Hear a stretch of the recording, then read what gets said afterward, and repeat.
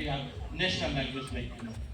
So can you tell us briefly about the linguistic scenario, like about the languages of the Northeast before we go ahead in our conversation?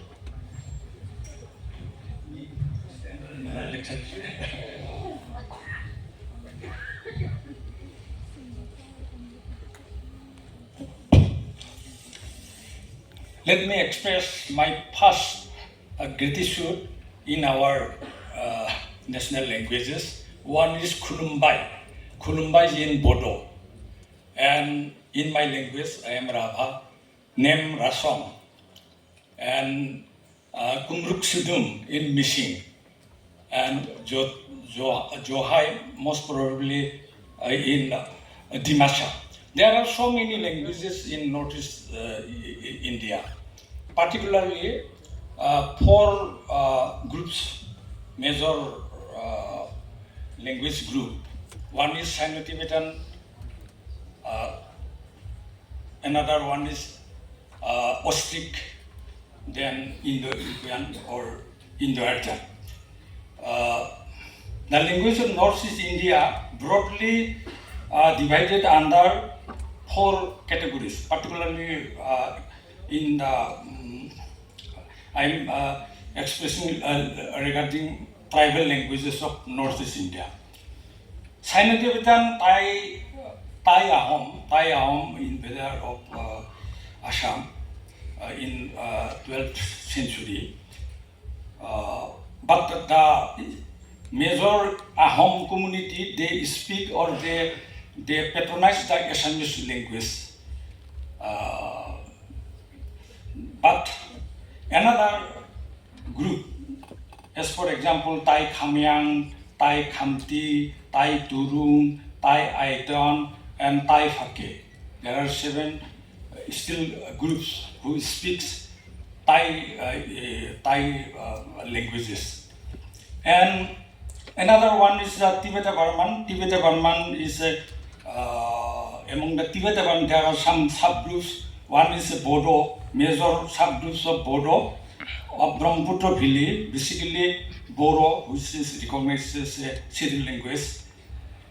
Then my language Rabha, then Garo of Meghalaya, then Tiwa, Dimasa, Deuri, Kokborok of Tripur or Tripuri of Tripura, and another of course language of Meghalaya. Then another one is subgroup is the North Assam group, which is known as the Tani group. Under the Tani group, earlier Adi nowadays Adi earlier it is a Abor. Dokla is known as Nisi, Ursu, Mizo, Missing, Apatani, etc. So many languages. And another one is under the Kukishin group. Already the earlier presenter, they represent the Lusai or Mizo, Methi, Manipuri. Manipuri also a settled language, Mar, Thado or Kuki, etc. And another one is under the Tibeto-Burman Naga groups of basically of Nagaland, Ao, Angami, Lotha, Rengma, Sema, Zimi, Sakesang, Keza, so there are 20 or more than subgroups. And I think Angami is now known as a Tinidia.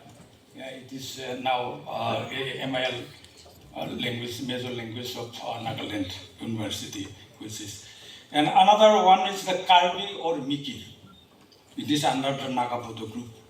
And another main language family of the world is the Austroasiatic, under the Austroasiatic group, Khasi or Jointia, Sinteng, Panar, and some tea tribes, Santal, Munda, Kogol, Orang also is not recognized in Assam as a civil tribes, but they are speaker of Ostric languages. This is Ostric and Tibetan, Sino-Tibetan and Tibeto-Burman, and major of the tribal of Northeast India, particularly of Brahmaputra Valley, they speak some varieties of Assamese, which is known as a ethnic dialect of Assamese, just like Nagamese.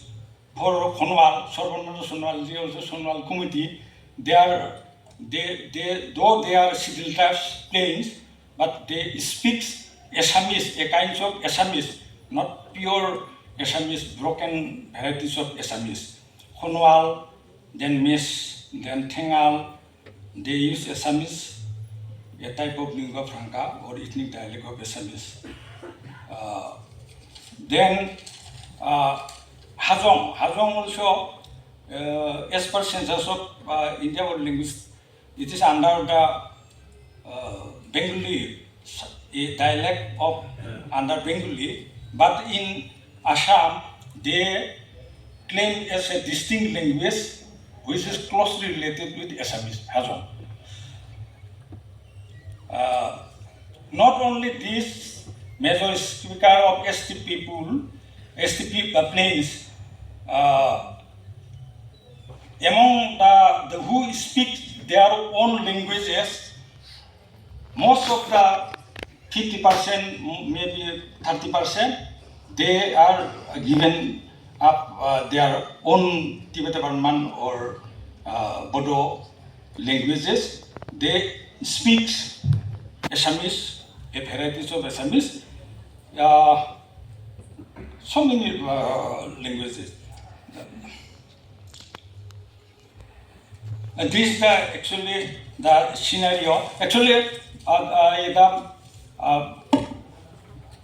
the major tribal of Brahmaputra Valley, Assamese is the second language, or they are what is called, it is another